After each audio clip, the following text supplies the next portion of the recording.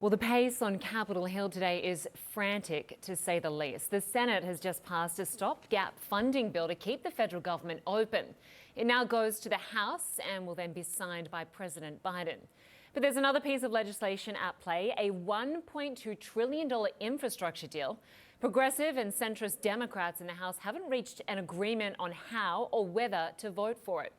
So for now, a key goal of the Biden administration is in limbo. Jessica Dean joins me now for more from Capitol Hill on all of this. Much to discuss, of course, Jessica. President Biden's agenda really is on the verge of implosion. A lot at stake here, but part of the problem is that the Democrats can't even align on priorities or policy. Yeah, that's exactly right. And we're really seeing the Democrats having to kind of fight it out amongst themselves to see how they will move forward in all of this. And Lynda, something to keep in mind as well, it's been a while since Democrats had full control of the government, could pull all the levers of the government. So we're really seeing this this friction between the various members of the party, the various wings of the party, come out and spill out into public view as they push for what they want. On one side, as you mentioned, we have progressive Democrats who really wanted to see what's known as this more economic spending bill, kind of the second track of what President Biden wants to achieve in his agenda. These are things like extending the child tax credit, paid leave for families, climate provisions, things like that. They wanted to see this maybe even in the $10 trillion range at one point. We now hear from a more conservative member of the Democratic Party, Senator Joe Manchin, who says he wants $1.5 trillion. So you can see how vast the differences are there and why this all matters, in addition to how it will influence what ultimately gets passed, is these two bills, whether people like it or not, are really tied together. The more moderate wings of the party want this infrastructure bill to go ahead and be voted on today. That was the plan.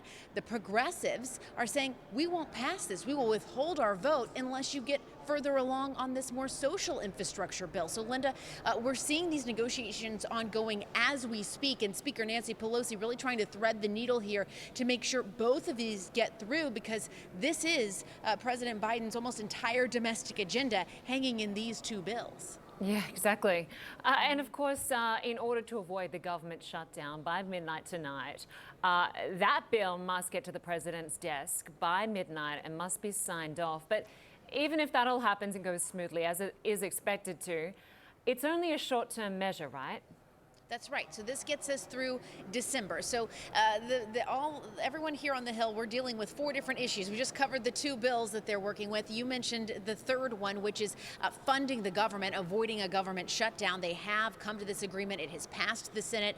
It now goes to the House, where it is expected to pass and get to President Biden by this evening, averting that government shutdown. But yes, we're going to have this whole conversation all over again later in December. And, you know, as things go here on Capitol Hill, Lynda, they like to go right up against those deadlines, as we're seeing today. All right, Jessica Dean, a lot to stay across for us. Yeah. Thanks so much. Yep. Appreciate it. Well, to discuss it more, I want to bring in our Richard Quest to talk about the larger ramifications of the U.S. political situation. As always, good to have you with us, Richard. So, thank you. The Treasury Secretary says that the government's likely to run out of money unless Congress raises the debt ceiling by October 18.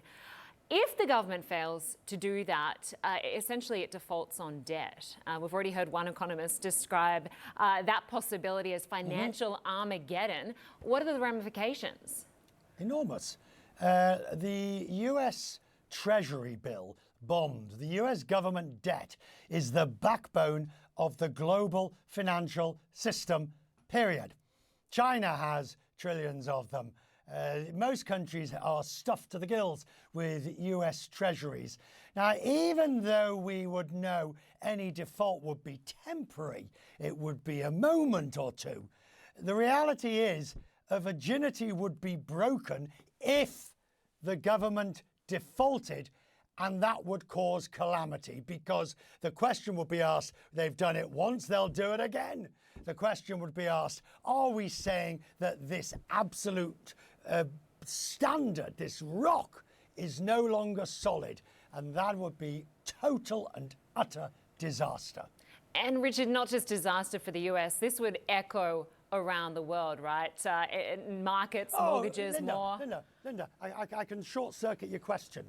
You saw how with the global financial crisis, you saw how there was the transmission of fear from a US housing crisis into German Landesbanks, into Britain's building societies, into Australia, and so on and so on. It is a tea party to what would happen if the US Treasury were to default. And that's the seriousness of this. It is way, way beyond anything that really we can conceive. And don't be put off or don't be fooled by these numbers you're seeing on the screen now.